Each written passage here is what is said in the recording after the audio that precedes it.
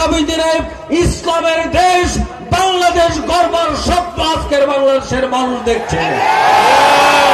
প্রিয় ভাইরা, ইসলামী আন্দোলনের নেতৃত্ব দেওয়ার অপরাধের কারণে তাদেরকে 12 বছর 13 বছর 15 বছর জেলখানায় নির্মম নির্যাতনের মাধ্যমে ফাঁসির মঞ্চে তাদেরকে হত্যা করা হয়েছে, ঠিক কিনা?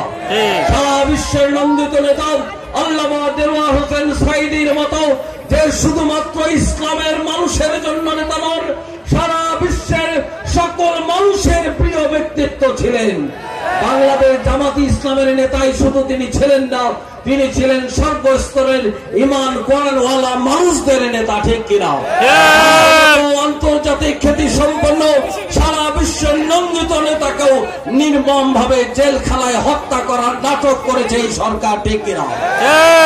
দীর্ঘদিনের জুলুম এবং নির্যাতনের মধ্যে যখন ছাত্ররা ময়দানে ঝাঁপিয়ে পড়ল, বাবারা, পিতারা, মায়েরা সবাই যখন রাজপথে নামলো, সকল স্তরের মানুষ ছোট্ট একটি করে লাঠি, পিঠে হলো স্কুল ব্যাগ, আর সামনে হলো জালিম মুক্ত বাংলাদেশ গড়বার চেতনা, ঠিক কিনা?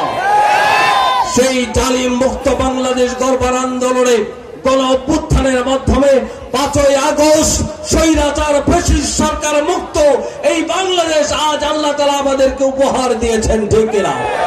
আজকের তাফসীর মাহফিল করবার জন্য পুলিশ বাহিনীর কাছে ধর্ণা দিতে হয় না, কোন প্রশাসনের কাছে 97 জন মুসলমানের বাংলাদেশে কোরআনের মাহফিল করবার জন্য আর কোন অনুমতি নেওয়ার প্রয়োজন হয় না, ঠিক কিনা?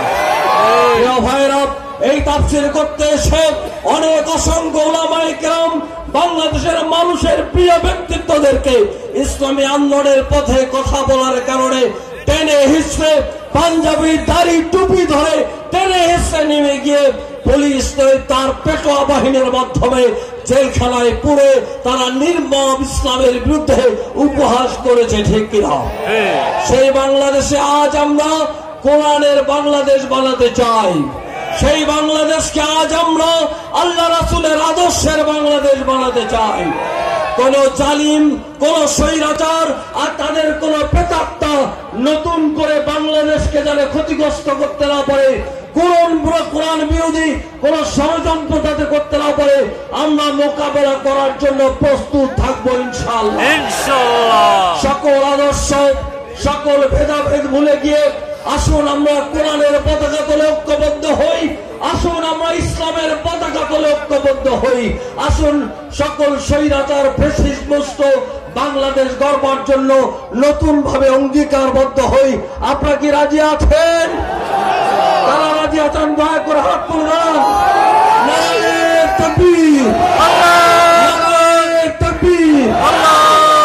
সম্মানিত উপস্থিতি, আল ইসলামের পতাকা তলে ঐক্যবদ্ধ হয়ে আমি সামান্য 2-3টি কথা বলে আমার কথা শেষ করব।